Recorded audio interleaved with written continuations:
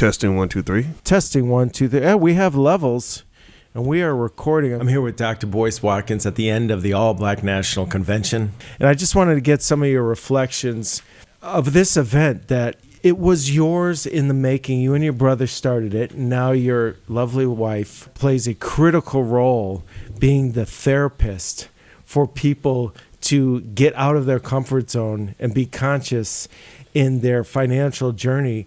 What are your reflections of the event so far? How many years has it been, and what are your reflections of this go-around? This is the 9th All Black National Convention that we've had, and we started in Atlanta in 2015. Okay. And it came to me in a dream. I literally went to sleep, took a nap, and I listened to the dreams that come to me in my naps because I kind of believe that that's the universe, God, and the subconscious kind of working together to send a message that needs to be heard. Really? And yeah. Not only did the idea to have the conference come to mind, but the name of it popped into my head. And when an idea is that clear to me, that tells me I have to do it.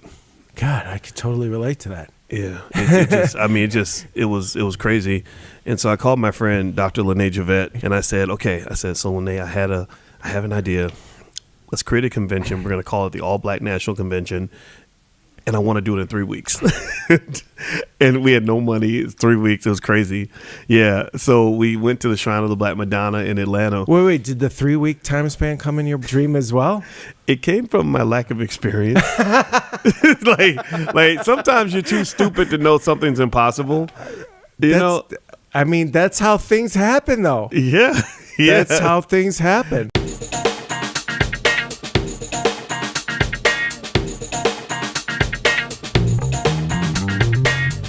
Welcome to Rhythm of Life. I'm Steve Ordauer. I had the distinct honor of covering the All Black National Convention held just outside of Chicago in Lombard, Illinois, in October of this year, 2024. And I felt as if I was invited to an important family meeting that was filled with the spirit of love, self-reflection, critical thinking, combined with a willingness to have tough conversations, empowerment, and an absolute commitment to the Black community. Spearheaded by Dr. Boyce Watkins, who created the Black Business School that provides culturally relevant business education to the Black community. This convention's purpose is to chart the course of the future of the Black community. In his words, by educating our children, building economic independence, and supporting our own, we secure the freedom, success, and spiritual elevation of generations to come. This convention is about taking ownership of our future. Over 60 experts from around the world came to share their wisdom over 3 days on topics such as economics, education, health, politics, and spirituality. Stay tuned to learn about the All Black National Convention through our limited series about this extraordinary event. The first episode is an interview with the head of the Financial Therapy Department of the Black Business School, Dr. Alicia Watkins, who is a licensed clinical social worker and psychotherapist specializing in anxiety, depression, and life transitions in all age groups. She provides culturally specific therapy for attendees of the school. Thanks for doing this. It's wonderful that's great. I love stocks. I will say that, but You can put me to sleep by talking about stocks. Well, I'll mention it. If I talk to your husband today, I'll say, hey, Bobby. He literally, when he does, when we go to hotels and it's not possible for us to be apart when he does his videos, I will. I listen to him talk, and it's gotten to the point where it actually puts me to sleep. I think it's something with his voice. Now, what he's saying is interesting, and I love it. My brother is a broker. My brother is here. He's a stockbroker. Oh, your brother's here? A former stockbroker. Okay, because I interviewed your husband's brother, but your brother's here. My brother is here. Oh. You know what? When Boyce wanted to start he wanted to do his options class. Mm-hmm. I said, you know what? He said, I know in theory it really works. And he was doing trading options himself. Mm-hmm. I said, wait, let me call my brother, because my brother was a stockbroker for many, many years. Oh. And he was vice president of something. Okay. I don't remember. I was in high school. Okay. And so I called my brother on speakerphone, and Boyce was like, hey, I know the theory of it. I got a PhD. I've never been a broker. Like, my brother was a broker in Chicago for many, many years. Right. And Boyce is like, can I run this by you to make sure this makes sense? And my brother was like, yeah. Yeah, it totally, like, yes, absolutely, totally do it. I make money on it myself. I trade, I do it kind of lightly. And I'm looking at my brother like, you've been making money trading options and you never even talked to us about it. So Boyce has the knowledge, right? But my brother had the on the level trading experience as a broker. He worked for a brokerage firm. That was his first job out of college. Oh, wow. So their like conversation, that was how they connected initially. Oh, interesting. was with trading stocks. And so Boyce has made quite a bit of money just off of a friend's suggestions. That's huge because it's funny because my wife has an MBA. And she's a financial director for AT&T, and she's been extremely good with money. Okay. Me, on the other hand, came from two parents were not good with money. Quite the opposite. So I learned a lot from her. And then when I started talking about stock options, she was like, because she was taught that stock options are extremely, extremely risky. Now, but the thing is, and I had to kind of talk her off the ledge because we make these decisions together, generally speaking. And I said, look, Dr. Watkins is different. He's mitigating the risk, and he's all about, the long money, not the short, quick, get rich quick schemes at all. And I started to like walk her through it. Now she's like, yeah, okay, good. Yeah. So my brother did have to say, listen, you have to be able to protect yourself. Oh, totally. You have to be able to do that. And Boyce played around with it. He played around. He actually took his own money. And I remember him talking to me about it because he wanted to try it on himself first before he launched all of this into the public. So I have a front row seat to all of Boyce's like decisions. And so we took some money, put it in, and he started doing, then he started being risky. He said, okay, that wasn't good. So he purposely messed it up just so that he could test out the system. And then he, in his studies and talking to my brother and in his own practice and how we talk to each other about it, I think he really has a really solid plan. Now, personally, totally. I have a different investment personality. Okay. I am an invest and go. Okay. I am never draw down. I mean, I like options, but it's just, that to me, that's a boring way to spend your time. I'd rather spend my time doing something else. But I just love that Boyce can do it for us, and then we don't have to worry about it. Really, think about it this way. Boyce is a public figure. And what happens is that there's just all this noise and all this negativity online, and you never know. And it gets to the point where you don't know what the future may bring. And so Boyce was like, I want to be able to live off of my stock options so that in case something happens online, like his entire Instagram account was shut down. I know. Over 400,000, almost 500,000 people. And that's not the first time he's had very lucrative accounts shut down. He said, I have to stop my dependence on the internet.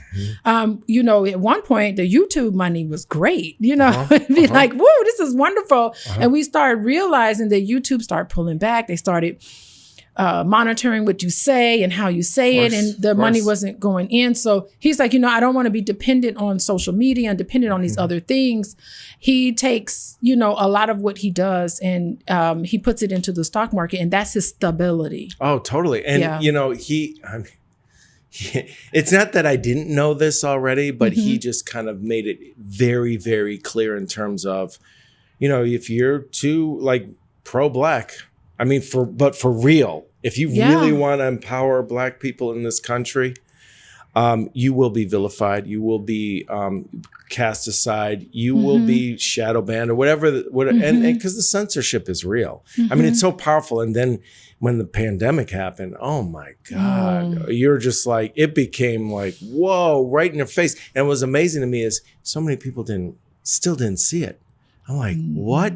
And it's so blatantly obvious. It's so brazen, so how, for instance, public figures are just misconstrued and mischaracterized, like RFK Jr. is a perfect example. Yeah. And your husband, I'm sure he's vilified, and I would imagine people think he's like a hate monger and all this other stuff.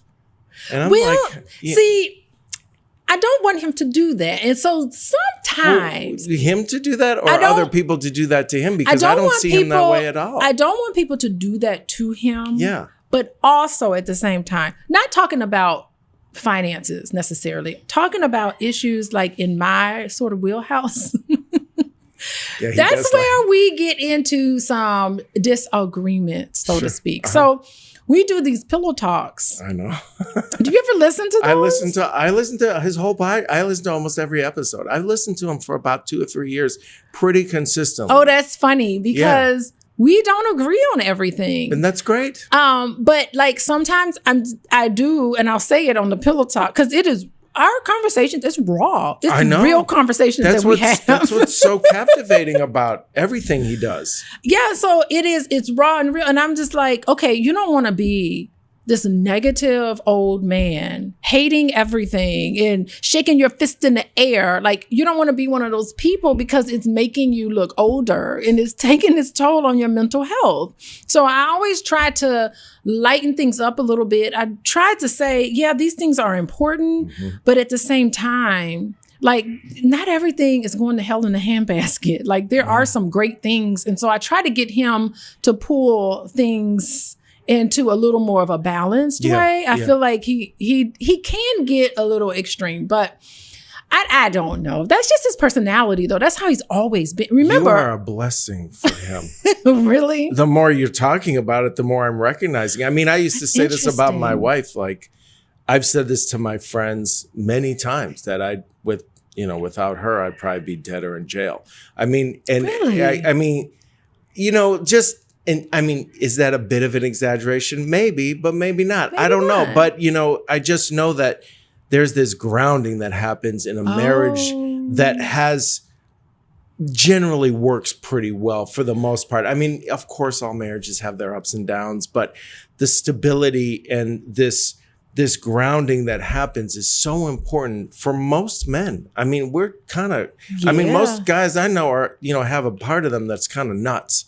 And then and I'm a little bit nuts, but I need that stability. And I'm glad that I met somebody who provides that for me. I hope that I give, a fraction back to her as much as she's given to me in that regard. But I think that for the way you're talking, you're such a blessing to him because you allow this other part of the relationship so that he can see these things that he may not be aware of if he wasn't with you.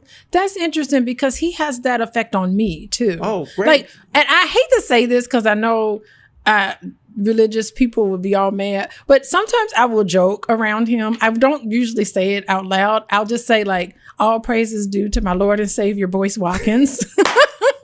Stuff like that. And I mean it. Like, he has been first of all, he's been such a beautiful friend to me. He's always been my favorite friend. I have been the one keeping our friendship I was together. about to say, you told me that already. Like, I've met you before. Yeah, it's like, he's just so great. Like, he would come in town every couple of months or so. And I would just like, when's Boyce coming to town? I would stop everything. We would go salsa dancing. And now, fast forward to today, now you started this incredible business school with, were you in the beginnings when the Black Business School started? You know what's fascinating was that when Boyce and I started dating, the Black Business School was just started. With him and his brother? Is that with him and his brother? Okay, Lawrence. He had another business going. I can't remember the name of it, but it's still running. But he started the Black Business School almost like a reset for himself.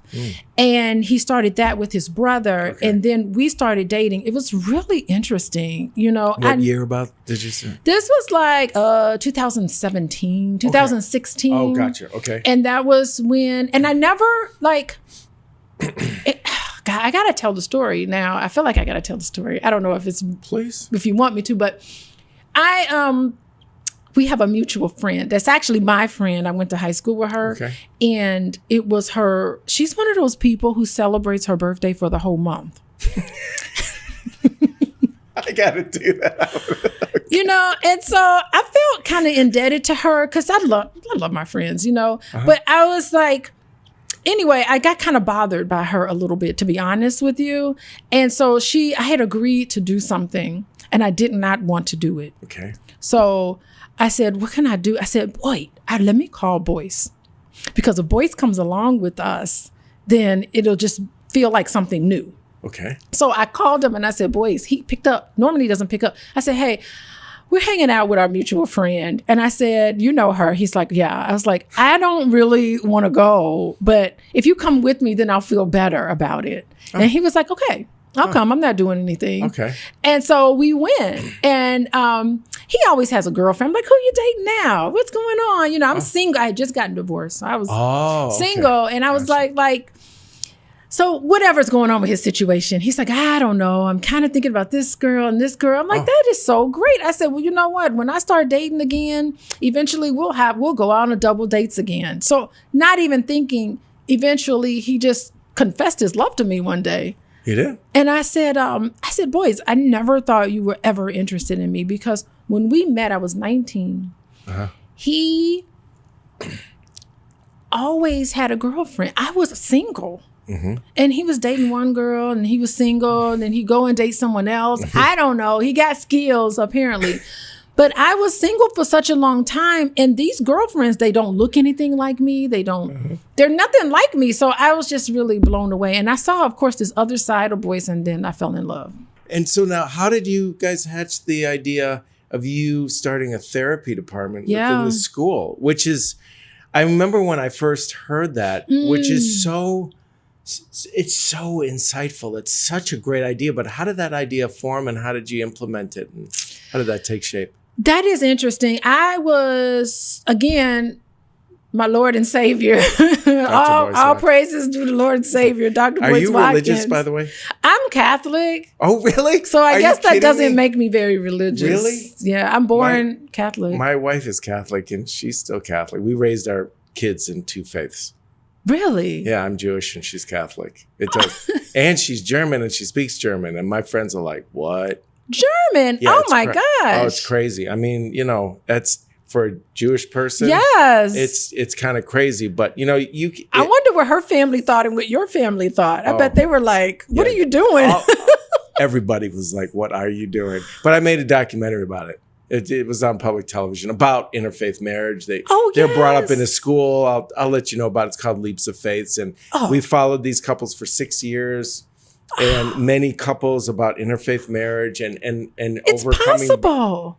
I mean, it's really about acceptance. Yeah. It's just really about it. It really, really, really comes down to acceptance. And it's a powerful paradigm, even beyond what the documentary is about. That's really what it's about. And it's really, really amazing. But I mean, to have a therapy department in the Black business school that's culturally specific to deal with in a nuanced and sensitive way to what Black people are going through is really an amazing thing. Could you talk a little bit about that? I will. And when I was starting my private practice, because of Boyce's influence, really, I started realizing back into practice after getting tenure and promotion at my university, I started realizing that, you know, all this trauma, I was reminded of getting back into therapy and realizing that these families are dealing with some big traumatic issues. Totally. So I got the trauma certification, and through my the pillow talks and the conversations I was having with Boyce, there was a piece to it that was so similar to financial trauma. And I started applying some of the trauma research and literature and started realizing that it is having an effect on how we spend our money. Totally. And through those conversations, he's like, we have got to do something. So we started doing courses and we had our workbook together about financial anxiety and financial trauma. And he's going through Claude Anderson's information Dr. to say, Claude Anderson. yes, stop giving us praise. Stop saying, we acknowledge slavery. Where's the economics there that can help us? And so it was just a great kind of development through conversations and processing the things that I was learning and having it apply to the families. So Boyce is working with families about generational wealth and building this wealth. And I said, Boyce, the best legacy you can leave behind are making sound decisions in your family and is having an effect on income. And of course, Boyce loves talking about single parent homes, destruction of the family, how economically these families suffer above and beyond other families. Yeah, I mean, when I heard that you had a therapy department, the first thing in my mind was, that is so powerful, because you're dealing with the fundamental root of the issue in terms of shifting perspective. It really comes down to perspective. If you relate to money in a certain way such that you're coming from a place of scarcity, well, that'll play out in a very specific way. A lot of what I learned through listening to your husband for years is that a lot of Black people are very scared to invest in the stock market. Why? Because they're coming from a place of scarcity and they could lose it, which is true. They could. However, and the thing that really attracted me to your husband is that his mission is authentic. Yes. He's putting his best foot forward. And when you're talking about learning about financial strategies, particularly in the stock market, there's so many swindlers out there. Oh my God. And it's ridiculous, but it was obvious. I mean, I happen to agree with a lot of what he says, and I appreciate the expansion of my perspective on culture and society as a whole. However, I know that he's giving it what he can in the most positive way possible because his mission is authentic. And I know that. So, he's going to be giving whatever he's giving through the Black Business School, he's going to be there's a huge dose of integrity there. That's what I'm trying to say. He's true to his word. And, I had a father like that. He was a mission-driven man. It was clear. And after his funeral, I found out that he had a wife and child that was killed in World War II. So he was in D-Day. He was in he saw a lot of action in World War II. But then when he got back here, from the rest of his life, he was like on a mission. He was instrumental in the election of Harold Washington and Danny K. Davis and Carol Moseley Braun and Senator Paul Simon. Yes. He was an activist. I mean, like heavy, yes. like he against all of his very, very close civil rights friends said, please don't go down to Mississippi and testify on behalf of this Black man that was accused of raping a white woman. They said, please don't do that. He went down, helped get the guy exonerated, but yet he was beat up and almost killed. I think there's something about being on a mission that's beautiful and liberating. And I think that's where your husband is, for sure. No doubt about it, because he's very clear, like, look, he's so matter of fact about it. It's like if you're too pro-Black, well, there's going to be repercussions of that. Now, if you're one of the managers, as he says, and please forgive the phrase, I'm only quoting your husband, the Negro manager. Oh yes. And there are plenty of them out here. You start to realize there's a system in place that's really, really powerful, and it doesn't seem like there is. But, you look at the two-party system, and he helped me kind of look at it through a broader lens in terms of, yes, there's a huge difference between Democrats and Republicans, but yet they're part of a system. And it's just fingers of the same hand, right? And really at the very top, you see the corporate influence has steadily gotten stronger and stronger. And so you start realizing, like, why was Bernie Sanders not allowed to do his thing with the Democratic Party? I wonder, was he really like on the verge of like he's a real reformer and been consistent with his message?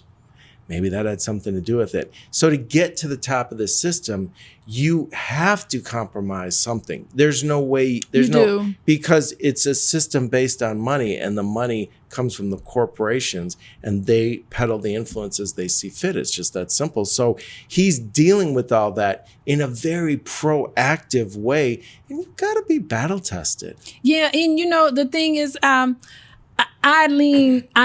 a social worker, right? I believe in my social systems. I'm trained as a social worker. So some of the things that Boyce was saying, I was like, okay, Boyce, I don't really know. Some of the things that he was saying that was like not throwing his weight and support around Kamala Harris. And he's like, oh, I did another podcast about Kamala Harris. And I'm like, don't tell me it was negative.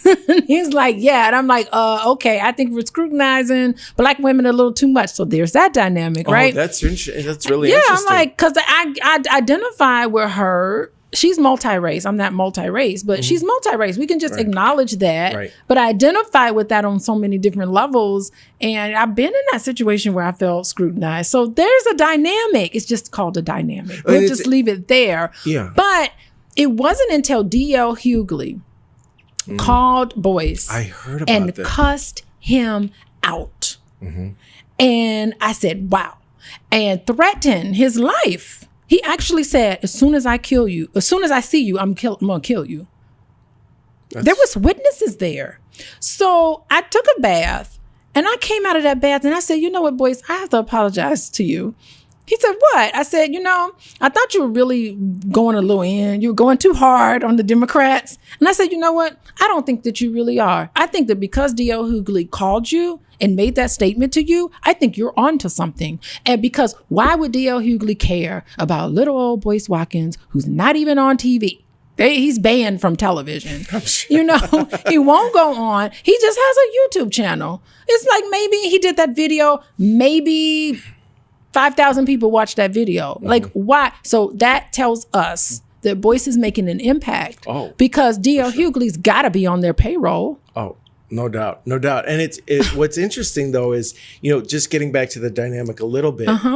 I mean, I totally agree that we're looking at a duopoly that is that does not allow for real reform. And if you are trying to be a real reformer, you will get vilified, you will get misconstrued, you will get mischaracterized. And there's a very powerful apparatus that's very good at doing this. Yes, they are. Extremely good. And you will, like Malcolm X said, I remember seeing this quote where it's like, be careful with the media because they'll have you loving the oppressor and hating the oppressed. Yes. And there's so much truth to that. I mean, when, like, for instance, when we did an episode on oh my gosh, Fred Hampton of the Black Panthers. Yeah. And we did a whole podcast about him and we interviewed his attorney. And I got to listen to speeches of his and interaction and him being interviewed. And I didn't really know about him that much. Boy, is he an impressive young man. Impressive intellect. And he was making coalitions between not just poor Black people, but poor white people who were flying a Confederate flag, and he was able to get them relating to each other. You're a nationalist. It was like amazing, amazing. And he was part of a program, COINTELPRO, that assassinated him, no doubt about it. And we went through that. But the press made the Black Panthers look like a terrorist organization, for sure. And they were anything but. They were responding to terrorism. Yeah, I mean, that's the reason why we have breakfast in schools now came from the Black Panther movement. Is that right? Yeah, that's my understanding. Yeah, my dad was part of it. It's interesting you brought up your father in Chicago. That's really interesting because your dad and my dad would probably, graduated from University of Chicago in 1970. Okay. So he was there getting his social work degree at University of Chicago from 1968 to 1970. Okay. He showed up, they interviewed you. He showed up to the interview with a dashiki. It was right after, 68 is sure. It's a very important year. That's right when I was born. Yeah, that was when my brother was born. So now I know how old you are. That's when my brother was born. But, my dad was he wanted to dodge the draft. So he got married to my mom, had my brother. He was like not trying to go and involve himself. He said, I'm not fighting that white man's war. I mean, my dad was kind of like radical like that. It's interesting. Radical is really a matter of perspective. Because I mean, that's just, this came up to me just the other day. And I was thinking, what's radical to one person is very normal for another, because I could totally relate to that. I didn't hear anything this weekend. And I sat in on a lot of the seminars. nothing sounded radical to me at all. I mean, I'm not a typical person. I didn't have a Right. typical upbringing, but what is radical is really, really a matter of perspective. And so, it may be radical for some people who are here the first time to get out of their comfort zones, which you're Yeah. helping people do. And one of the things I definitely wanted to touch on was your money scripts. Yeah, the money That was scripts. so powerful. Could you talk a little bit about what that is and what you talked about the other day? Yeah, money scripts relate to how our beliefs about money. And the thing is that we are buying things. Our perspective about money is subconscious. It's the messages that we get about money. It's almost like you're watching a commercial and they're telling you Snickers is what you crave. And you're at the store, you don't even know, you're not even conscious. Your behavior is just to grab a Snickers and put it on the conveyor belt because it's what you crave. They're telling you, McDonald's is telling you, you got to have it. I'm loving it. That's what it is. I'm loving it. It's McDonald's. And I mean, if you really understand marketing and how it works, I think everybody needs to watch that show, Mad Men. Mad Men. Mad Men. Oh, isn't it's that about the advertising execs? Advertising executives on Manhattan. So it's like Manhattan advertising. Like so in mad. the 50s, 60s? Yes, in the 50s, 60s. Watch that series. You will understand the subconscious mind and how you play out these scripts written for you, and you're not conscious of them. And the scripts that you're playing is keeping you, well, first of all, it's related to your financial income. It's related to how you invest money. It's related to how you even see money, what kind of car you buy, how you spend things. Like my dad taught me, my dad said a car gets you from point A to point B. That's what a car does. Yes. He never had this status, like money status. I'm important because I have this car, because I have these things. And it's so really interesting because I worked in Chicago when I was first starting out as a social worker. I used to seriously work with low income families. And I would be trying to talk to them about saving money. Did you roll up in a Benz or something? No, I had a Honda Accord that was like old. I had a Honda, or maybe it was a Saturn or whatever it was. But the thing is that here I am talking to them, and I'm bringing this up about managing their money. I'm working with low income families, and they're looking at me like I am trying to spend money on my next meal. And whatever money I have left over, I'm going to get my hair done. What are you talking about? I got to get a man. I need to get my nails done. I have to look good. So I have to see it from their perspective. It's just like they can't see past whatever the immediate thing is. But again, when I talked about graduation, I was overwhelmed. My very first year out, I went to the high school graduation out of University of Chicago. I got all these theories in my head. I'm ready to go in as the social worker, and graduation would come around. I worked in high schools. Okay. Graduation would come around, and you would think like the money that they spent on all of this material things and all of these things, and they did not have the money, investments, and they weren't interested in saving money and all of this. They just weren't thinking that they were going to live that long. This was the end. This graduation is the big celebration. High school graduation, the big celebration of their life. Wow. So it really is a program that you're playing out. Of course, what I'm saying is that it's influenced by culture. Things that are important in our life, you feel like you're out of it.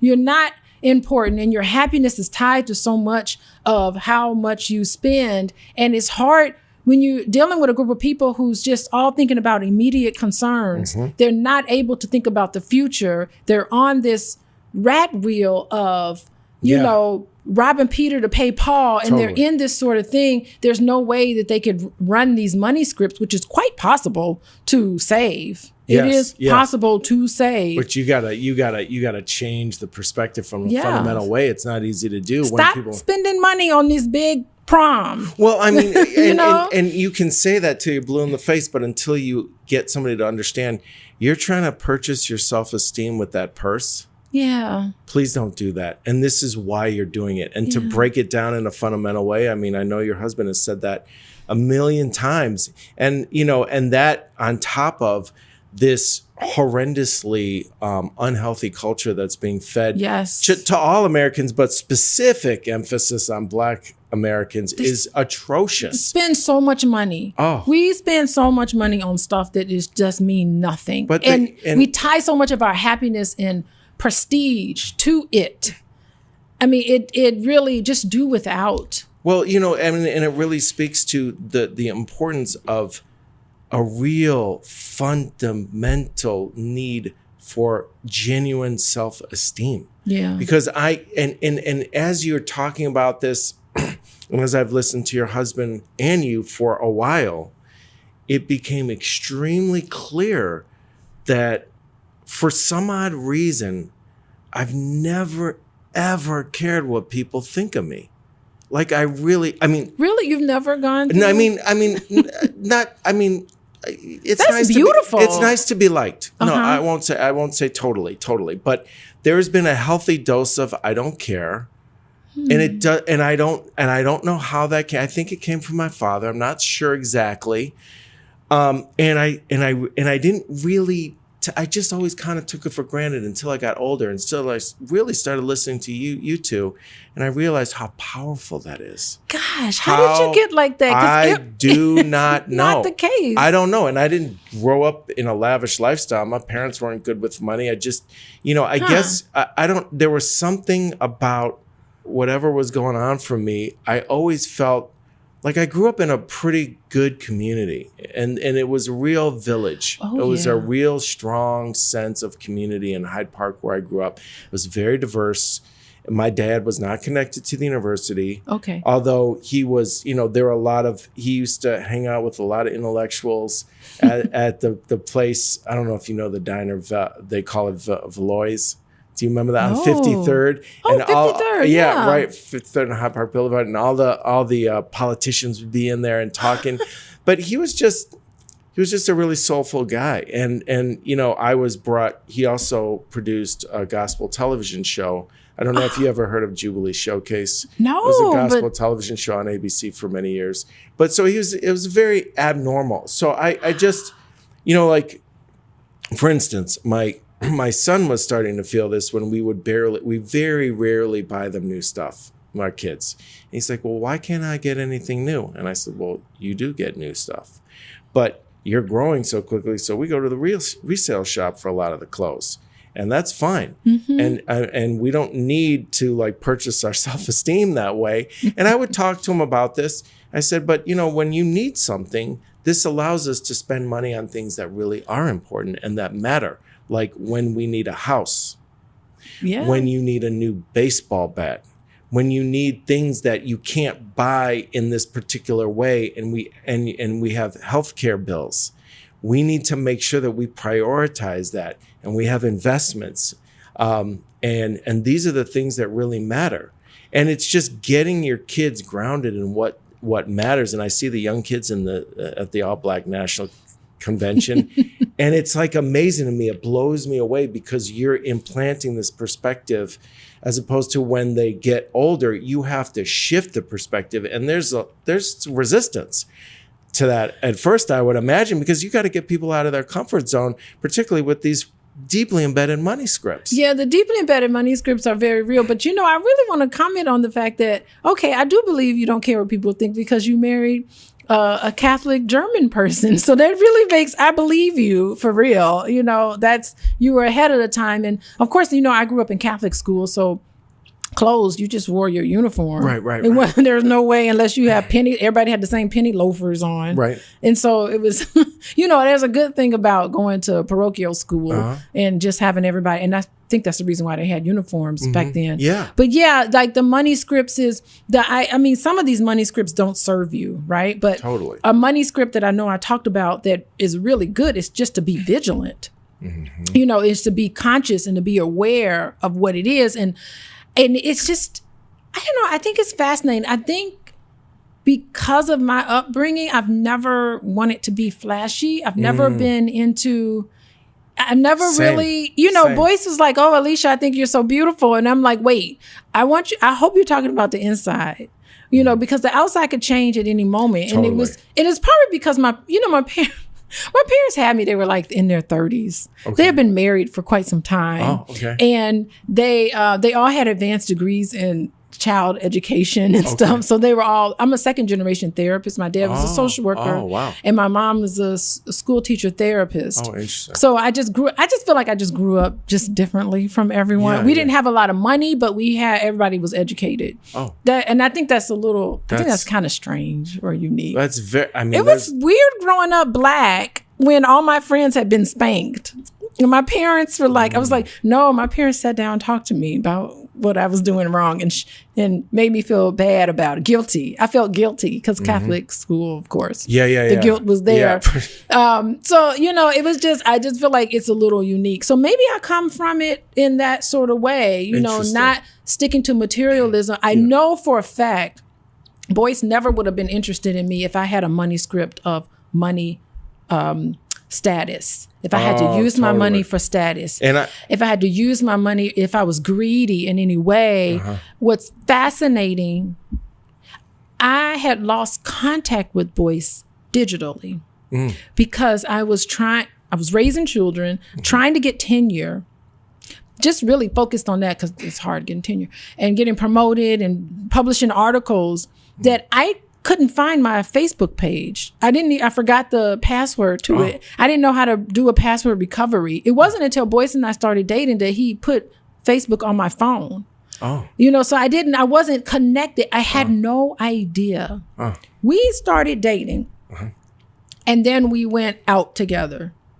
And I was like, why is everybody trying to take a picture with you? What the hell are you doing?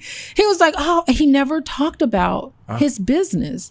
He never even really, but you know what? It never came up because if I ever wanted to get a hold of him, I would just call him on the phone. Like, why am I reaching out to you on social media? I don't care. Exactly. I'm not even I had no social media presence until I met him. Right. So I was really out of the whole loop. You are reminding me of my wife. And I didn't know. And I was like, why are these people like, Boyce? I'm like, oh, come on. It's really, you just discover. So it truly is. It just came to be. But I'm uncomfortable with this whole weekend, really. Like, I'm not used to this attention. I'm not used to, interesting. Everybody wanting my autograph and wanting to take pictures with me and all of this. I've tried to get used to it, but I don't think I'll ever get used to that. Yeah. Well, it's, while you're talking, all I can think of and just confirming what I already kind of knew, which is you're just a grounded individual in who you are.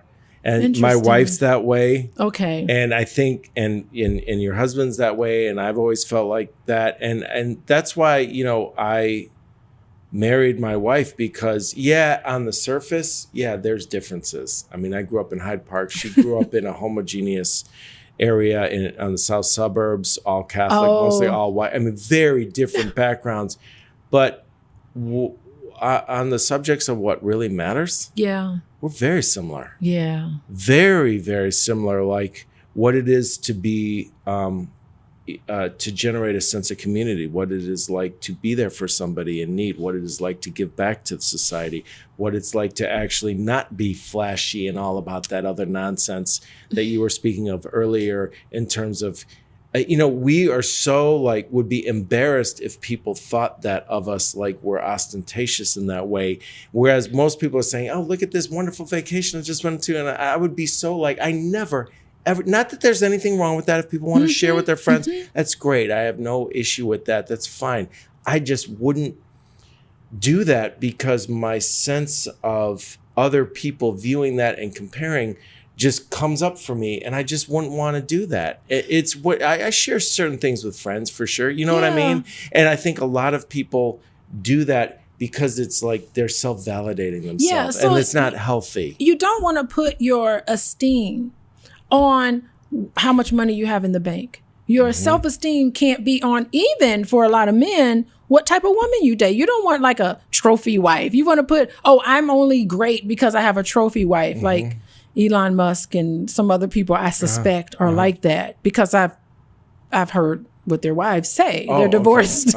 Their exes say, Right, he right. wanted me to have blonde hair. I think Elon Musk's wife. Oh, really? was like putting too much emphasis on external appearance. And the thing is like, I'm only as good as my checking account and what I can say that I have. Wow. And it's, first of all, our entire economy is built on the fact that we are searching for this happiness and contentment outside of ourselves. If all of us would have real good confidence in ourselves and to put value not on money and not on all of these things that don't matter, external, or women getting BBLs and getting all this stuff. What's a BBL?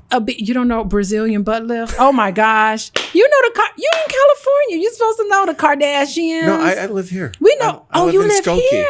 Yeah. No, I live in the Midwest. Skokie. So Yeah, you yeah. went to Los Angeles? I thought you were from. No, I flew there Oh to my go to that goodness. seminar. No, I got Oh, on I a was saying, plane. I was- the BBLs, and you're supposed to look. It's when they butts ain't that big. They just they go out of the country and they get this stuff. They spend money on this external appearance. Oh my Lord. And an entire economy is driven by the fact that we feel bad about those things, that we don't feel good about ourselves. It's a concerted effort to program people like this. Yes. That's what's so insidious and so destructive, Very destructive. Absolutely. And that's why I love what's happening here is I get moved whenever I see a proactive effort to let people know in any community that they are beautiful and great just the way they are. Yes. Just the way they are. And, in this country, I mean,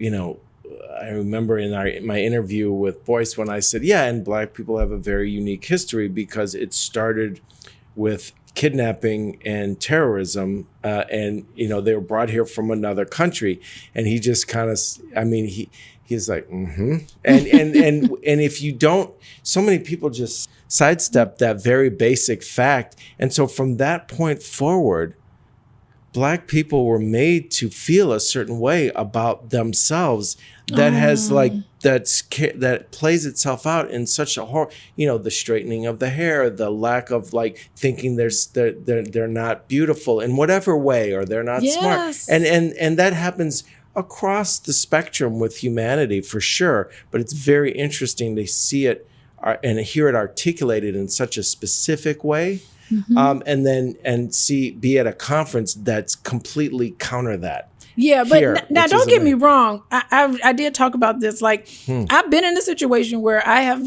struggled with money, where I'm living paycheck to paycheck. I have been in that situation, especially starting out as a new social worker. I just got to say, but I've also been in a situation where I did not have to worry about money. And I will say, and I've been in a situation where I'm married to Boyce, and we live below our means. I was talking about, I don't have a budget. We don't have a budget, but anything that we even want to do, it's just the knowledge of knowing that we could do probably anything we want to do. It's amazing. I will say, having money is fun. Yeah, It is a lot of fun. I'm like, woo, we can do. You got to change your relationship. You got got to change your relationship. So I'm not putting money on a pedestal. Right. I'm not saying that I'm better than anybody because of how much money that I have, or because of the way I look, or any of those things, or you look this way, or dress this way, or act this way. I don't have any of that. And I take that because I'm talking about being a social worker. And I really do believe in social work values. Such as the dignity and worth of every person, the value of service, the value of the importance of human relationships. Yes. These are the things, and integrity. All of these things are things that I really do, just embrace. And of course, it gets into a place listen, you can't look to everybody to get 100% accuracy. What do you So mean? even what I'm saying, I don't have not everybody has the full picture. So what I mean is that, I've heard Boyce make some comments about immigration. Okay. I absolutely disagree with that. There's no literature behind that. There is no evidence behind it. Like what? He has at times, and I know that's something that Claude Anderson has talked about, and I love Claude. I love Claude Anderson. Okay. We spent all day with him and his wife. His wife got her PhD at the same university I got my PhD at, so we know some of the same neighborhoods. It's really they were like a double of me and Boyce. It was interesting. Fascinating comparison. But like Boyce has talked about pretty openly about immigration. I'm like, we are not going to blame all of the problems of America on migrant workers. Sure. Like, we're not going to do that because that's not accurate. And I'm like, we need to like, that's going against my social work values. Okay. You know, so I'm like serious about that. I said, you don't know the trials and tribulations that people have gone through. The refugee status needs to be a real thing for America. You know, asylees who can't get refugee status, who are in danger and fleeing their country. Look at what's going on in Sudan. Like, I feel like, you know, passionate about, look what's going on in Sudan. I do think we need to have some spots available for people in Sudan. I mean, did he listen? Has he listened to what you have to say, your perspective? Not enough for me, but that's okay. We're going to dig down into it. But I have said, listen, boys, we have got to, you need to reevaluate a little bit of this. So not that he's 100%, but he's 100% correct in terms of everything that we've talked about. But some of the stuff, I'm like, we're not going through this conservative rhetoric. I'm not doing this. So I do challenge him, and I can't take it. You know, but I do it just to make people know that we are 85% agree on everything, but there's a little 15% that we do not agree on, and it's okay. Yeah. But I just want people to know I don't agree with it. But you know, I think that's. I mean, that seems. Hopefully, I'm not coming across as disrespectful. No, of him. No. But I'm just like, boys, we got to look at this a little differently. And that's a beautiful thing in a relationship where you can do that. I mean, I bounce stuff off my wife all the time. And, you know, I'm very passionate about certain things. But the thing about your husband that I really appreciate is that he is willing to listen. And that's not, I mean, you would know more than me, but he needs to. This immigration thing, he's got to come around a little more. But he does actually, I am overwhelmed, by the way, of how well he is able to accept my influence. I accept his influence. I think he's probably grown tremendously since you've been married. And both of us have. Like, that's a great thing. That's a blessing. That's what I was saying. I mean, you are amazing for a man that is that capable as he is, but you help keep him grounded in a very positive way. And he's learned a lot from you as a therapist. I mean, my God. I feel moved to share this story with you. If you want to. I don't even know the name. What's the name of this podcast? It's called Rhythm of Life. Rhythm of Life. Yeah. Oh, this is perfect. Okay.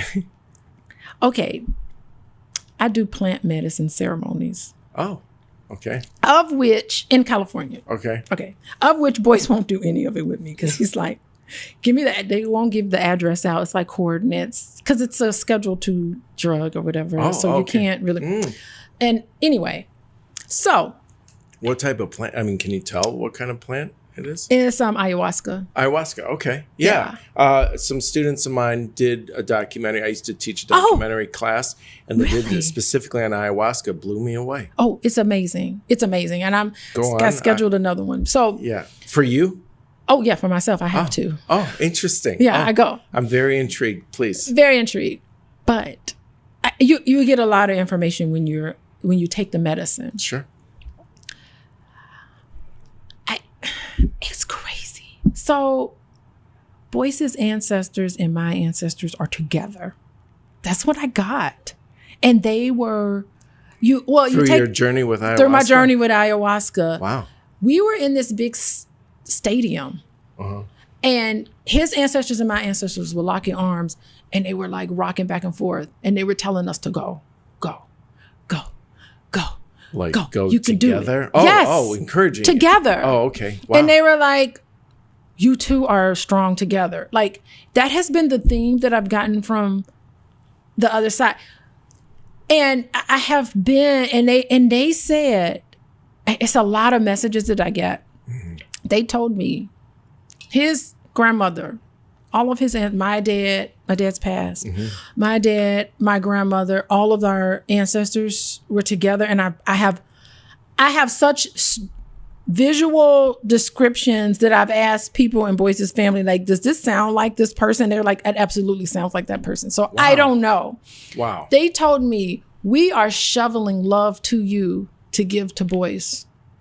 We are shoveling. And I said, I have so much love for Boyce. I don't know. It's like he can't do anything that really pisses me off as much to where I'd be like, this is over, you know? They said, we're shoveling love to you to give to Boyce because we know Boyce needs to heal. And I said, well, he won't come to the ceremony. And they said, he doesn't have to come to the ceremony. He's getting his medicine through you.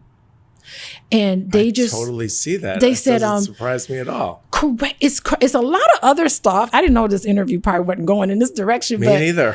But like, it is really you said the rhythm of life, but everything, when I go take the medicine, it's all rhythm. It's really like a movement back and forth. And they said, we're fixing it. And they have actually given me, they said, get your piece of paper out and write these steps down. And his biological father is for him, because he doesn't have a relationship with his body. He talks about that a lot. Oh yeah, he's very honest. And his biological father came to me and was like, I want to do more for Boyce. Wait, in real life or during your journey? No, during the journey, because he's passed. Oh, I'm sorry. He told me, he said, I want to do more for Boyce. Wow. But because Boyce didn't have a relationship with me, I can only do but so much. Okay. And I went to Boyce and I told him, and I said, this was because it was a 2-night ceremony, right? Okay. So after the first ceremony, I'm sharing this with him, and he was just like, he just threw out some goal that he wanted or whatever. Okay. And I went back in. Wasn't even thinking about it. He comes to me and he was just like, take a piece of paper and write this down. Step 1, step 2, step 3, step 4. He wrote down steps. He said, write it down. You do this, do this. It was like something bizarre. And he said, follow these steps and Boyce will have whatever he wants. I will see to it. Whoa, that's heavy. It is the most. I said, what? And I said, Boyce, you owe me money for this. But I didn't know. Like, it is really something. I was talking to you about how we have a birthmark in the same spot. Yeah, I was just going to bring that up. The same spot on our body. And so what about the steps, though? Did he adhere to these steps? Did you write them down? Did this play out in the way he thought? It is fascinating. Like, because Boyce doesn't want to let himself, like, admit that it's something to this. He doesn't want to let himself, but every once in a while he'll be doing something and I'll pull out my journal and I'll be like, step 1, such and such, step 2, such and such. And they have done, and I will say, the more he adheres to a lot of what they're saying, the better he grows. And they say, you two are strong together. And they were telling me, you need to be stronger in this way. Boyce needs to do this in this way. I've never in my life gotten so many instructions. I don't know. I ain't trying to question it. I'm just going to follow it and see where it takes us. Where are we going? Where's Boyce and I going? I don't know. But I know that I'm going to follow those instructions. Because I ain't pay all that money to go over there and take that medicine and get sick. I was sick for a whole week. It makes you sick. Oh, really? Oh, and God. Where did you do this? In some undisclosed place in California. It is. Oh, I'm sorry. I can't say what it is. Forgive me. I can't say, but it's in California. There's a lot of places in California. Oh, really? Oh, I didn't know that. I thought you had to go to Peru or somewhere in South America. You can go to Peru. Yeah, that's really where it's from, right? Yeah, well, it's from. It's in the rainforest, Amazon rainforest. That's where it grows, right? Yeah, and the music. It's the music that heals. It is the music. So, wow, that's pretty incredible because, so I didn't know. I mean, I remember you mentioning the Reiki when I listened to your talk on over the internet, which you talked a little bit about. Yeah, I had my Reiki. I'm like, girl, just go for it. And she did her Reiki. That's really interesting because everything you were talking about in the talk that I'm telling you, I was not kidding. When I just started listening, I never listened to just you. Oh, it was always you with your husband, and this is the first time. And he sent me, send out the text, and I tap on it, and I'm in the gym, and I got my whole thing. I got my routine. I go in the hot tub, then I go in the steam, and then I do this, and I'm showering. I got out of and I'm listening to it first couple minutes, and I was like, and I'm listening, and I'm listening. I sat right with my feet dangling in the hot tub for over an hour. This was the pain to peace? No, this was your YouTube presentation about your wellness program. Oh, which I didn't even realize what it was. I was just listening to your insights about healing.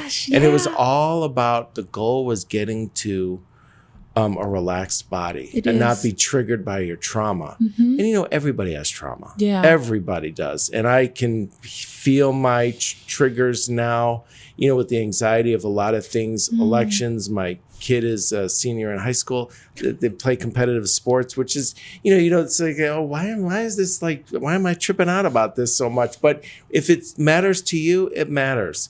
Or, you have I have a dear friend who's going through a major health issue. And it really, really angers me. Yes. About what has happened to him from the healthcare industry. So, that stuff plays itself out in ways you don't really realize. So, getting to that relaxed body is so important, because a lot of people don't realize they're trying to do, but really, and that's why I meditate on a regular basis, because it's so important to quiet your mind, and because you need a structure to stay grounded. You do, or else, because if you rely on just, I can do it, I don't need that, that's a bunch of nonsense, because all these outside influences are constantly working on you. They're shouting at you through social media, through broadcast media, through other outlets, newspapers or whatever, through this misconstrued understanding of things around you by people. It's so crazy. You can hear what's on the news. Yes. And have people regurgitate almost word for word what people are saying. Like, for instance, I had a relative, when I mentioned stem cell therapy, she's like, I don't want to touch that. Oh, that deals with the babies. And I'm like, do you know anything about it? Nothing. Yeah. And it's just pretty typical. And with ayahuasca, I bet people are just like, oh my God, I wouldn't want to try that. It's okay. It's not for, now that is not for everybody, but they do believe that everybody should just do it at least once. Well, isn't it and I want to talk about Reiki, because that was fascinating. But ayahuasca, my understanding is that you go through the abyss. You go through something difficult in your mind as part of the journey. It's a death experience. Oh, it is? Okay. Way to bottom just tell you that. Okay. It's a death experience. And so, and then when you come out of that, you feel like reborn. You're reborn, for sure. And you're clear about what's important. And so I think that my father went through that in World War II. I mean, he was in D-Day.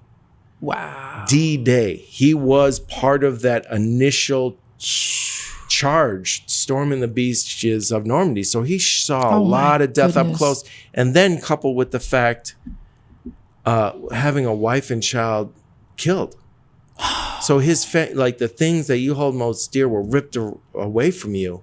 And so when I found that out, I realized, I learned about him so much that was so helpful to me to understand why he wasn't so intimate. I mean, I knew he loved me, but he didn't show it a lot. He very rarely hugged me, never told me he loved me. He's probably scared to death that I'd be leaving too. Yes. And I never knew that. And so I think that's why he was on such a mission after that. And he was going to speak his truth. He didn't he didn't care. And people think he was, when you look death in the face like that. That's what I'm saying. It's just like, you have a different relationship to this political battle is rough. Okay, well, are there bullets involved? That's right. Is someone's arm being blown up right next to me? No, so that's, are my wife and child being killed? We couldn't even imagine all of that, but it is a protective factor for him not to get too close.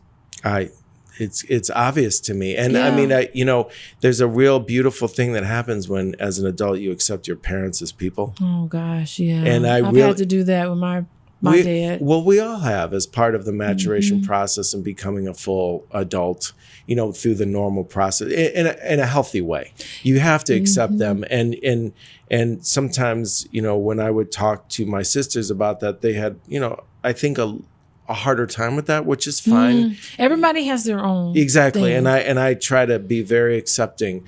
But I got to spend time with him before he passed, and I value that time. Man, I got complete with him. And just as a side note, have you ever heard of Landmark? Have you ever heard of Landmark Education? No, what is that? Oh my gosh, we got to talk about that at some Landmark, point. yeah. Well, it's how my wife and I met. And it's a whole series of seminars in putting your past where it belongs in the past, and creating your future based on nothing, not what you think is possible. Oh, releasing not on yourself of all of that? Not your circumstances, but creating possibility from possibility itself, and not based on what you think is possible. Not just like, what do you want? Like, what do you actually want? What's most important to you? And being able to complete your past and put it where it belongs in the past, because all of our past trauma is actually not in our past, it's actually in our future. We just don't realize it, and we're constantly moving into this future that looks like our past because we keep regurgitating it because we haven't completed it. That's the whole point of therapy. That's so what interesting. I'm saying. Like, I really wish I can impart a lot of that into my clients. Like, they have to sort through things and have a place to process all of this. But the goal for them is to green light. Go on and do it. Like, what is the worst that can happen? Well, that's the thing, and a lot of what's being encouraged here at the All Black National Convention is very similar in the dynamic of Landmark in terms of creating possibility from possibility itself. But it takes a minute for you to get the noise out of your head to figure out like what you actually want. And like, I remember talking to my mother about this when I was going through Landmark. And I said, well, what do you want? She said, well, if this happens. I said, no, not if. She said, well, if this happens, and then if that happens, then I could do this. And I said, what do you want? It was like 10 minutes back and forth. She couldn't just tell me because she was so deeply. She wouldn't even let herself verbalize it. She knows what it is. She wouldn't even let herself verbalize it. And it was intense. Wow. And it was so obvious to me. Like, wow, this is, and it's the World War II generation coming from scarcity. And I totally respect that. Yeah. I totally get it. But unfortunately, that's a huge stumbling block for people to getting what they want. And then, so here, that trauma and there's the money scripts. There really is the money script. Like, totally. I can hear my grandma talk about Commonwealth Edison is rich. I am not rich. Because this lady was rich. This lady was sitting on all sorts of money. She wasn't spending any of it. That's what I'm saying. Like, well, my mom was a very, very successful entrepreneur. She had her own book of business in the insurance business, commercial lines, personal lines. She dealt with discrimination against because she was a woman. She's a very strong woman. Very, very, very powerful. But she thought that she could just pay her taxes, a year late every day. And I'm like, no, get this together. You're paying penalties. And she's like, but that's my money. I'm like, okay.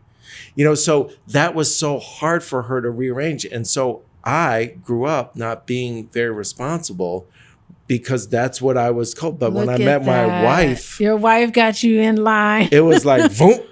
And I grew. And I got need one of those. You need one of those. I turned everything around. And now, and I talk honestly with my kids about this. I said, look, this is what I learned from your mother.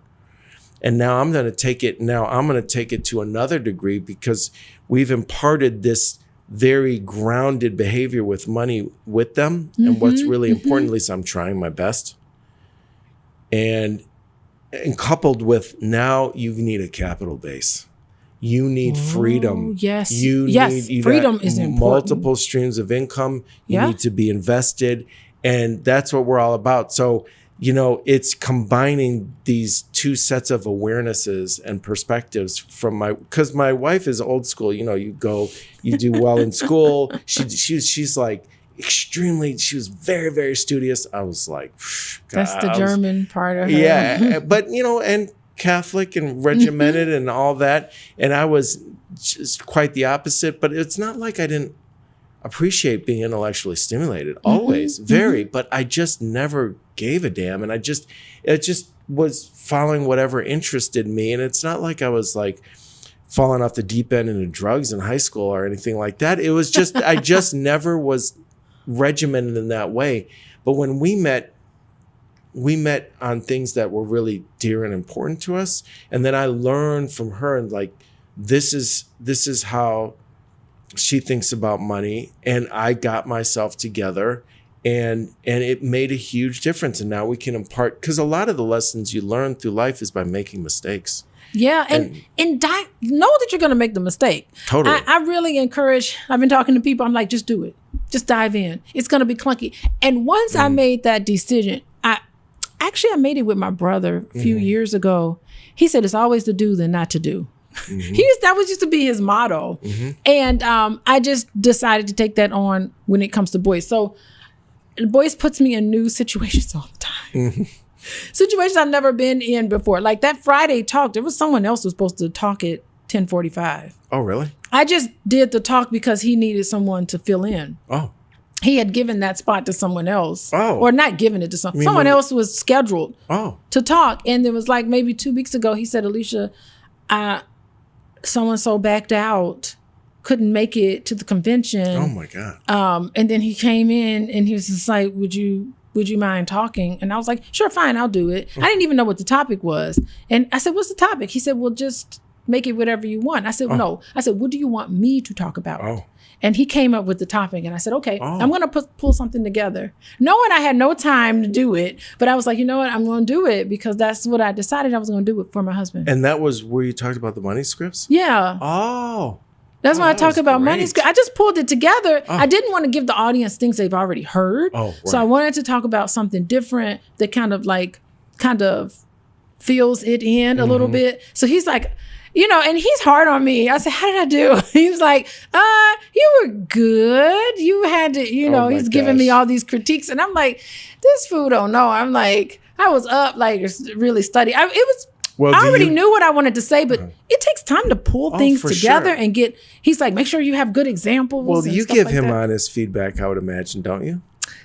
That's a two-way street. Let me tell you, I do, but not about his. My wife doesn't mess around. In terms of orators and giving speeches and stuff, nothing tops Boyce on that. I can't. He's been doing it for so he's so very long. good. But I mean, if you saw something that needed to be pointed out, wouldn't you be honest with him? Oh, for sure. I can't not point it out. Of course. I've already got my list of mental things. What are my kids are looking for me? I already got mental things that I'm already going to talk to him about this convention. Like we process stuff with the convention. Yeah. I mean, there's way more hits than misses, but there's a few misses here and there. I mean, no one cares and no one recognizes it. It's all internal stuff. But I understand. And it's also, I know you probably have to deal with I feel like kids, my kids are looking for me. I really want to ask you about the different types of modalities, particularly the Reiki. The Reiki. Because when I heard about that, I was like, wow, that's healing through the hand. And then this woman that was on stage with you, what's her name? Lachelle. Oh, yes. Lachelle what? Lachelle Whitmore. I think that's her last name. And she can tell what has happened to you. Yes. By just like being around or hearing your name and being with you, even if it's over the internet. Yes, she can do that. When people get a little nervous, like she's going to like know stuff about you that you don't want people to know. No, she's great. Boyce got a reading from her. Really? Yeah. Wow. I said I didn't mention it, but Boyce got a reading from her. He's open to some things. He is some things he's open. By the way, I do the ayahuasca ceremonies with his sister. Me and his sister, we do them together. Wow. Well, so what does Reiki do for you? Is that a form of Reiki? That what the metaphysical, or is that a different type of healing? Well, the plant medicine ceremony is different, but no, that's ayahuasca. But that's the Reiki is what this woman who's on stage she does the you. Reiki. And that's with the hands like over the body, and she doesn't touch. It can be done that way, but she does it more intuitive. Like she does medical intuitive work too. She's gifted, very, very gifted. Yeah, and she is able. What's great is that she usually meets with people who come to the Healing Haven. She meets with them first before I meet with them, and she really does give them, okay, here's what you need to focus your attention on. Right. Here are some things that you need to consider. And when I meet with them every month, I do the ongoing kind of work with them. Right. And, they'll be connecting with me and they'll say, well, when I had my reading, here's what she mentioned that I need to really focus on. And the thing, you pay for these sessions for Reiki and she's giving you direction and then you just take the direction and that's it, And so I'm like, no, we've got to integrate it. We've got to be accountable to each other. We've got to really make the changes so that we can feel good, because it can be overwhelming. Oh, for sure. So we put things in place. I can give them technical things to do, to be able to connect and to pursue and to carry out some of the things that she has identified in them. And one of the fundamental things that you talked about, I think it was on a podcast, somebody mentioned the mind-body connection. You're like, no, there's no connection. The mind and body are one. They're one. And I was like, when you said that, I've always thought about how integral they are to one another. But when you said that, it hit me like a ton of bricks. I'm like, exactly. Because, and then you talked about, that back problem you might have, that's trauma. Yes. That's your body holding trauma. Oh, that your ankle doesn't feel. And I was like, that hit me from the waist down really, really hard.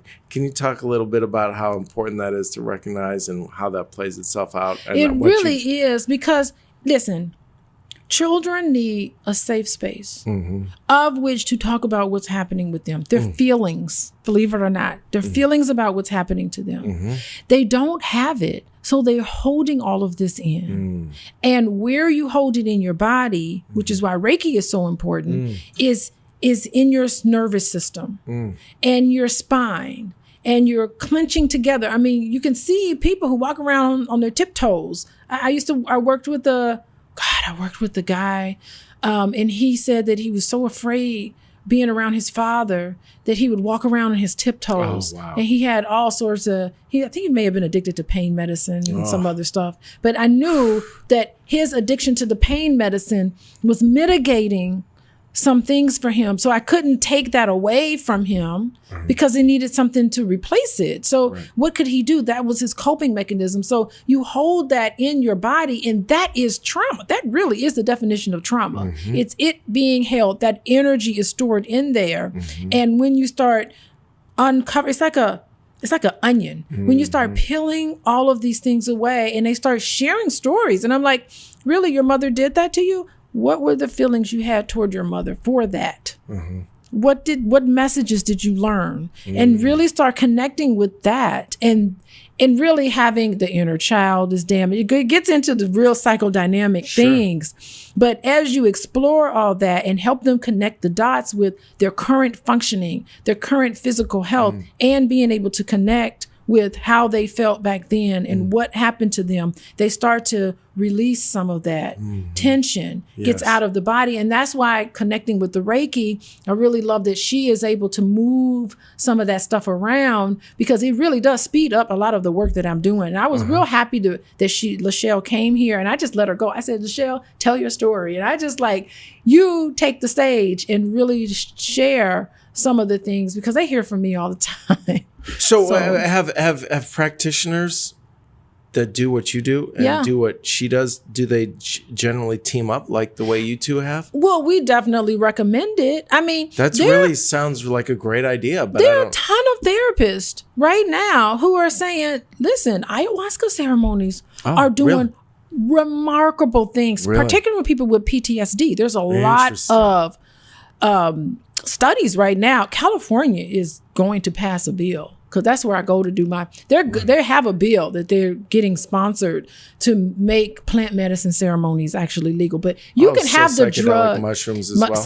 Well, I don't know to what extent, but I know ayahuasca for sure, because there's so much research about it. But the thing is that we do it with a shaman, and it's with a tribe of people. And so technically, since it's tribal, technically it's, it's okay to do, because you can do it in the guise of that. But the thing is that, I mean, there's bills. It's, California, of course, right? They're going to be passing this. And so the progressiveness of California hopefully will be something that we all, and we all can use. Now, therapists, we know this. People with PTSD can heal so much faster with the plant medicine. And they can get in touch with what was lost in them during war. They don't even have to be combat veterans. Just being in the military is traumatic for a lot of people. I couldn't believe it. Oh, for sure. I've talked to people. I used to get transitioning from military life to civilian life. They all need therapists doing that. I'm sure. And what was your thoughts about, I've heard this mentioned in other seminars at the convention about generational trauma. I mean, passed through DNA and things of that. Like, what is that? I don't know if that's epigenetic. The epigenetics. Yeah. What do you Actually, think the about that? research, a lot of the research was done with Holocaust victims. That's where the research began. And then, Is that right? Yes, Okay. that's where the research began. What was interesting is because a very dear friend of mine and someone I worked with, I taught for a bit at Northwestern's journalism school. Oh, okay. And he spearheaded an initiative to document the children of Holocaust survivors and how this generational trauma, but I didn't know it was physical. Yes. Are physical and through the genes to some degree. And could you explain that a little bit, how this plays itself out? Yeah, well, it all came from the famous Emory study at University of Emory. Oh. Emory University. Okay. Where they have the lab mice. They would give them it was cherry blossom scent. Yeah, the cherry blossom. Okay. And then they would pair it with shock. electric shocks. Right. And of course they didn't even need to get the shock. All they had to do was smell the cherry blossom and they would react. Their bodies would react as if they were being shocked. Oh, man. And so that's the case for their second generation. So the mice would mate in the second generation would not get shocked. They would just smell the cherry blossom. And they reacted fashion? As if they were shocked. Are you kidding me? Kid you not. And then again, the next generation Whoa. of rats would react. They had not been shocked. Their grandparents, great-great-grandparents were shocked. But the cherry blossom scent changed in a way their DNA, structure of their DNA. But what they decided to do was, okay, let's pair cherry blossom with calmness. Right. Cherry blossom with healing. Whatever was like the best thing I call it in the mice world, with the wonderful thing in mice world, they were able to pair the cherry blossom with something positive, and sure enough, their descendants no longer had that reaction to cherry blossom. Wow. So it tells you that, it's been changed in a way that doesn't serve you anymore, but you can also heal from it. And that's the breaking these generational curses. Yeah. And this is the psychological thing. So this convention, this is the Cherry Blossom Convention.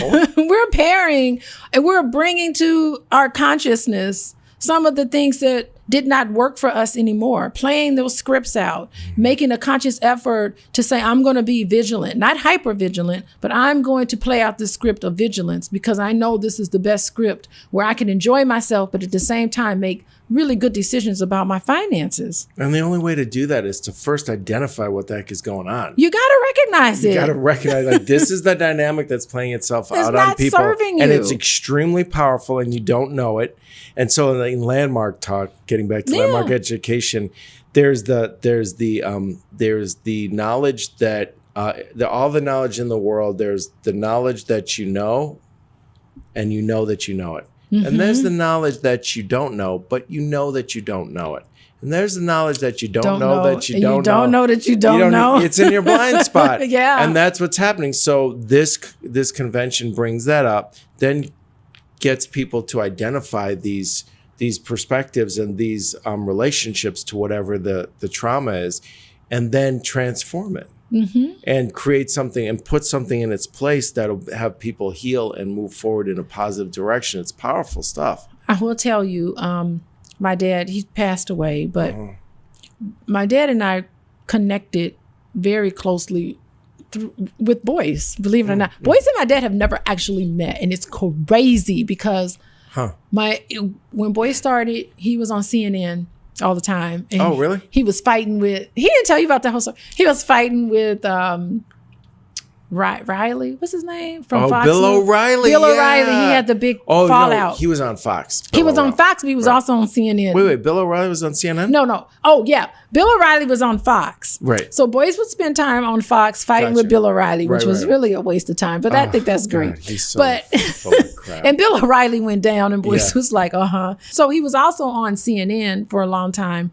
And my dad and I would call each other all the time around Boyce. And he used to say, he said, you know what?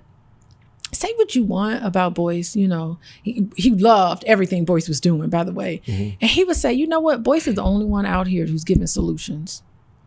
Like, he's like, yeah, you can break down the problem. You can talk about the issues in the Black community. You can do all this. But Boyce is actually giving you solutions, things that you can take with you. And he really thought early on that Boyce was really on to something, because it wasn't just hot air. It was, he's giving you steps and solutions to navigate all of this. Totally. He's walking the walk. Yeah. So it was really something, because right when Boyce and I started dating, before we went to Guyana, my dad passed away. And it was really... Oh, wait, when did you go? We went to Guyana 2017. Oh, okay. And that's when we first started dating. Okay. Oh, gotcha. And before I went, we had everything planned. And then my dad, he passed away. And he ended up going to his funeral. He went down there with me to the funeral. And I was just sitting there. It was really an awful experience for me. It was not the last 5 years of my dad's life, it was rocky between us. And I don't really talk about it that much, but it's just like, oh my God, just devastating.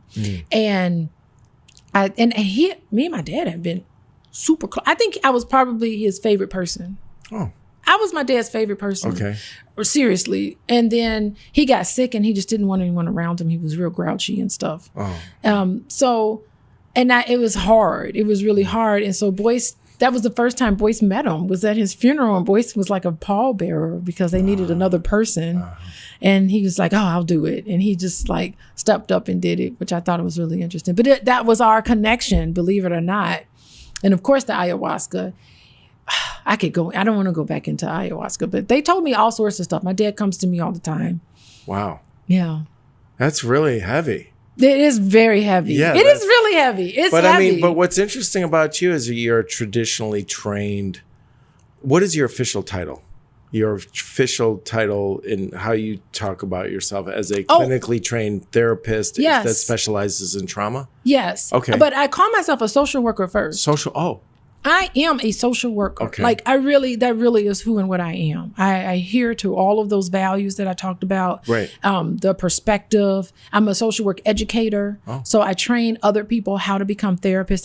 I work only in my MSW program at my home institution, University of St. Francis. Oh, wait. So a social worker is by trade a therapist as well? Yeah, so you can become a therapist in a bunch of different ways.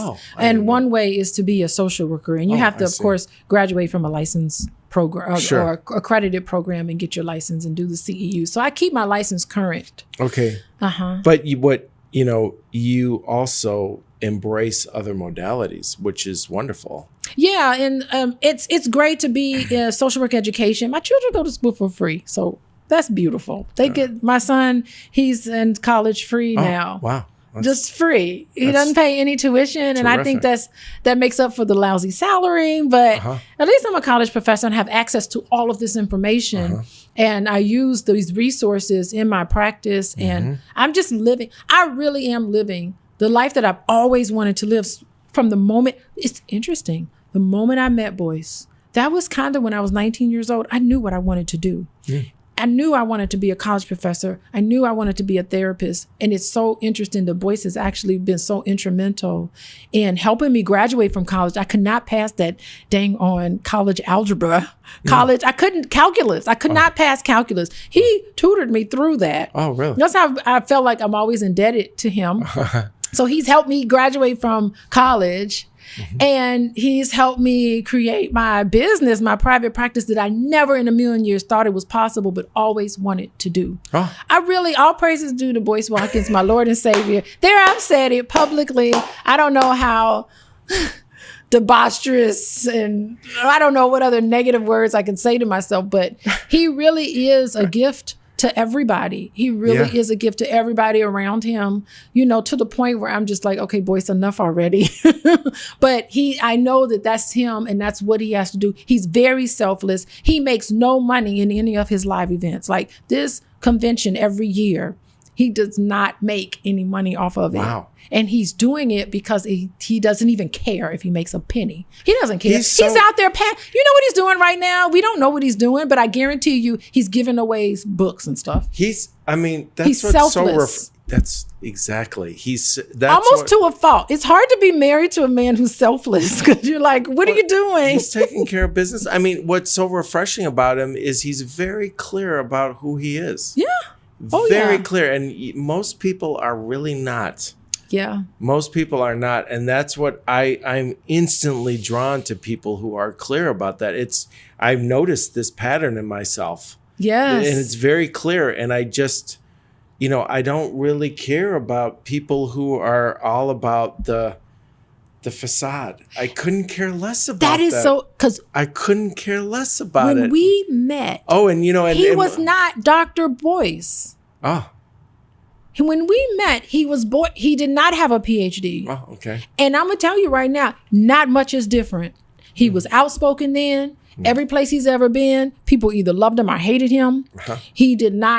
He was not apologetic, but he was kind of like, this is what I think, but I'm sorry, I can't help it. He's always been that way. And when I talk to his mama tells me stories about when he was an infant and a child. It is Boyce. It is his template. He has a template, and it's amazing. It's remarkable. Just some of the things that he's been through. Yeah. I admire. There's nobody else on the face of this earth I admire more than my husband, for real. That's beautiful. That's a really beautiful thing. And one of the things that it reminded me of that he's uniquely great at, because he's so grounded, and with you by his side, for sure, I'm sure that just helps him out in a lot of ways, is that he's very comfortable with the uncomfortableness. Yeah. And that's something that people learn through this program that I told you about through Landmark. Yes. And it's very, very interesting, because that is the key to growth. Yes. Because the key to growth is being in the uncomfortableness of whatever's going on when you are shifting perspectives, which is essential for growing in a variety of ways. And when you get trained and developed in being comfortable with the uncomfortableness, that's powerful, and that leads to possibilities that were not available to you before you were able to embrace that. And when you're around other people who are doing that, it's refreshing. Exactly. So I'll say things to people that I know, and I'll let something plunk down, and I'm just kind of like there with them, and and letting it marinate. And it's really interesting because of these interpersonal communications, particularly through this podcast paradigm. Yeah. In person, it's the other person has to deal with it, because you're right here. They can't discount you because you're right in front of their face. Yes. And it also reminds me, talk about acceptance. I know this is a little digression, but when you talked about, wow, your wife and you got married and you're very different on the surface. However, if you give people enough time in their interpersonal space, it's amazing what can happen. And there was this documentarian, this Muslim woman, who made a documentary about white supremacists. And she was an activist and a filmmaker, and she used to protest against all these white supremacists for years. And it never really... she got to know them, didn't she? Well, she that wasn't really doing anything. And yeah, that's exactly what happened. She got to know them, and they got to know her. And it all wiped away, didn't it? It melted away. Every single person she interviewed went through a major transformation. Oh. And for the better. And now a lot of them are advocates. That's an intervention. Yeah. Yeah. And so what's amazing is that if people will say, I can't change it. Baloney. It's contact theory. Have you heard contact theory? No. Well, that's what that is. Contact theory? Contact theory. You in can terms really of being change the space? Yeah, just by being in the space and being in contact with another person who you were opposing. I mean, think about, we want to all right, well, now demonize a whole group of people. We want to really... make sure, we're in this country that has all this division right now. We're all ginned up to do that. Up to do that, You said that, I'm not your listening whole part, it is. I'm nothing to do with you. Exactly. And F that guy or that woman or whatever. Yeah, all this stuff. It's, Yeah, and I mean, I did that with my a relative of mine before he passed, and when Trump was running for office the first time, and I was like, "You're for that dude." And it's your husband that had me really look at that. Well, not that I think. Listen, you know what I'm saying? I'm just gonna say. Go ahead. This election is different. Oh, for sure. There is it. I really do believe. Now, I listen to Richard Hoagland. Have you ever heard of Richard Hoagland? Anyway, I listen to him, and he has this theory. He's like, Trump is really trying to be awful. He doesn't even believe that Trump believes all the things that he's saying. He's just brazenly horrible. That Trump is like doing all he can to just be terrible. And there's no reason why he needs to be this way. It's almost like a test on society. Like yes. Somebody has said, hey, just be an ass, a complete abomination. Don't even try to win this election. Yeah, and the more he does that, the more people are like, popular. yeah, it's crazy. It's like it's the desire. It's almost just the desire behind it. It's a weird psychological test on society. It's like it says more about the state of affairs in this country than it does about him. Yes. That's kind of how I view it. Oh, the collective consciousness, of course, of this entire, of everybody. It's amazing to me. It is really amazing. Carl Jung would have had a wonderful thing with this one. Let's not even get into Carl. And then this, this ridiculous comparison. It's like, there are issues with the Democratic Party. Yeah. There are issues with Kamala Harris for sure. Yeah, there are record issues with her. as a prosecutor in San Francisco, I was like, unbelievable. Whoa. But there are also a lot of redeeming qualities to her as a human being. And she is a very bright, strong, capable woman. Then you've got this dude who is none of that. None of it. Has been given everything. He's not worked for anything. He's a horrible businessman. Horrible. He's like ridiculously bad. All of the generals that he's ever worked with think he's horrible and a threat to the nation. Yes. And it goes on and on and on. Because if he was a black man... Oh, there was no way.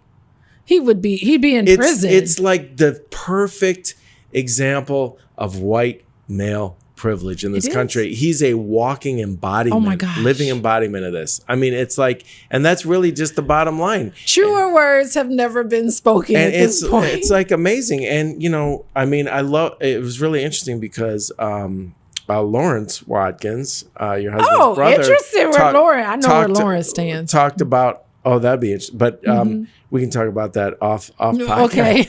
But what's interesting is he's got dual citizenship. Yeah, he does. Yeah. And I thought about that like, whoa. And, that's a real thing. And this whole thing about, yes, I do understand that we're part of a two-party system that's really heavily controlled by corporate power, for sure. And that's getting worse and worse. No doubt about it. And real reform is shut out. No doubt about it. However, I mean, we got a lunatic. Let me tell you, we got a sample ballot in the mail. Okay.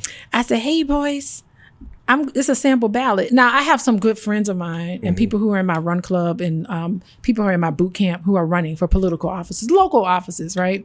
Clerk or whatever. Okay. So I'm filling out the bubbles for him. And I said, this is a sample ballot and I'm filling out the bubbles. I'm giving this to you because these are the people you need to vote for when we go to vote. Right. And I said, and this is right after he did this podcast. Ain't nobody gonna tell me who to vote for. Right. And I said, let me tell you, no one can tell you who to vote for except me. I'm gonna tell you who to vote for.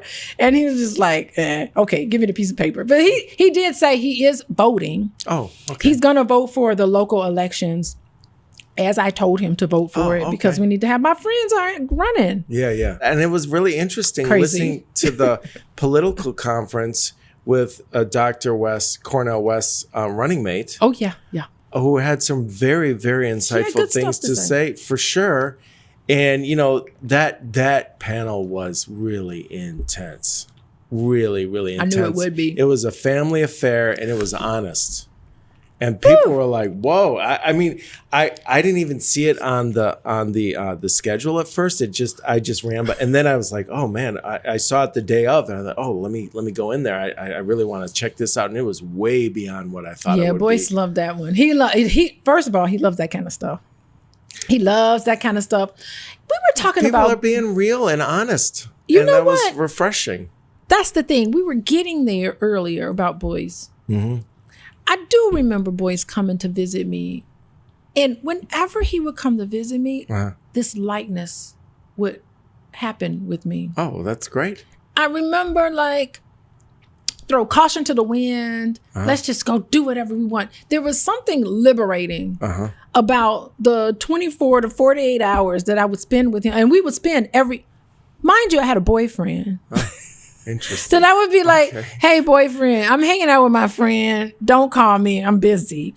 And he'd be like, okay. Because there was nothing romantic happening with us. I'm like, my friend's in town. I'm canceling everything. And Boyce and I would literally hang out with each other for 2 days.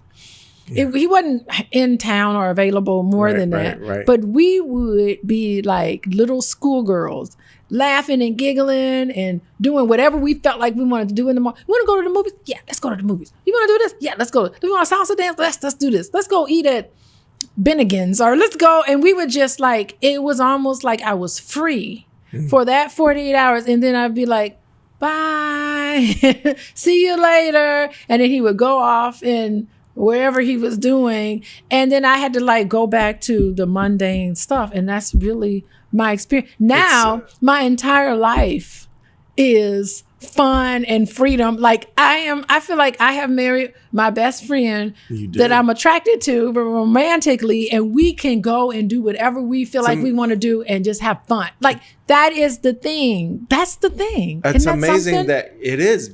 It's also amazing that it took you that long. I honestly never thought about it. When we first met, believe it or not, my friends all saw it. Oh, well, but... And my friend Melanie was like, Alicia, when you told me you were getting married, I thought you were marrying Boyce. And I was like, but I had this boyfriend that I was been dating for years. They were like, we didn't know what was going on. We always thought... All of my friends thought there was something going on with me and Boyce. They never said it to me. I said, you gotta be kidding me. They were like, we are not surprised at all. We all thought y'all wasn't. So you're human just like the rest of us. You don't see the obvious. I never saw it. Yeah. I never saw it because I was single. I didn't have nobody. I was like, who you dating? And he's like, who you dating? I'm like, nobody. But tell me about your relationship. And he never said anything to me. So that's on him. Wow. I don't know. But God, we probably hate each other if we dated back then. Who knows? All in due time. Ayahuasca told me it happens as it's supposed to. Oh, is that what it tells you? Really? Okay, so now I was going to say it earlier. I had a ayahuasca. Do you know what they told me one time? They said, you need to know what's going on. We orchestrated the whole thing. I said, what are you talking about? They said, we orchestrated the whole thing. What do you mean? And they said, we orchestrated the whole thing for you and Boyce to be together. Who did? Our ancestors. Oh, they said that's yes, when I was taking the plant medicine. Oh, my Lord. And I was like, what? I was surprised. They said, no, I got divorced. I got married, had 3 children. Wow. Got divorced. And they said, that's why you got divorced, because of us. That's what they said. Wow. That's deep. It was deep. I wasn't ready for all of that. Yeah, but it happened. They said it was our fault. We did it. Yeah, well, you weren't ready for it, but it happened, and now you're married and you're happy. Oh, I never in a million years ever thought I could be this wonderfully happy. Even, I will tell you, It's been some tense moments between Boyce and I. Really. We had to go through. He's never been married. So it's like, I got to break him in. You got to break in a man. Men don't come ready to be husbands. No. You got to break them in a little bit. There have been some tense moments. Even on our worst day, Totally. I'm still having so much fun with Boyce. It is just like the weekends when he'd come and we would just spend all this time together. I still feel excited and happy just to be around him. Seriously. That's incredible. And I have to stop myself because I'm like, Boyce, you are insatiable. Let me just stop. I really have to tell myself, Alicia, the man got things to do. That's amazing. I mean, so we've covered a lot of ground. We've covered everything. What time is okay? People are looking for me. So, any final thoughts about the convention and what you do and all the amazing things that are happening here? If you wanted any parting shots, thank you for being here. This is awesome. It is a spiritual experience for me. It really is. I'm sure. It is. I can't wrap my brain around being married to a man that I absolutely love. Okay. I can't wrap my brain. I'm still digesting the fact that I have married. Boyce and I are married. Like, sometimes we look at each other and we're like, we are married to each other? What the heck? And look, like, I mean, this convention convention has been built by his vision with his brother, and now you're an integral and now part of this. And then Lawrence is like, Alicia, go ahead, because he didn't do a ball. He didn't do all this stuff. I'm like, Black people like to get dressed up. What you doing? He's like, no, I don't want to do a ball. Okay. We did this ball. Like, it has just blossomed into something that is honestly bigger than the both of us. And whenever I see awesome. the people come together and the connections and all of this, it is bigger than the both of us. We have had people come to this convention, speed dating and all of that. When I used to have it, they met each other, they're married, they have children. All of these things that all I'm doing is just, really, I do meditate. And I have a process where I'm like, no matter how many mistakes I may make, how many bumps along the way, I have to really center myself and just really speak from the heart and do everything from the heart, like really give it pureness. Right. And and when I trust that whole process, it ends up being better than I ever thought it would ever be. It is really bigger than me. I think that this convention is something that is remarkable in a way where it is bigger than Boyce, it's bigger than me, it's bigger than Lawrence, it's bigger than the sum of all of us together. And who knows what the impact is going to be, but I'm just in the process. I'm a vessel. I'm just a vessel to live through, to the God presence in me, whatever it is. I really do meditate on that every time I open up my mouth to talk.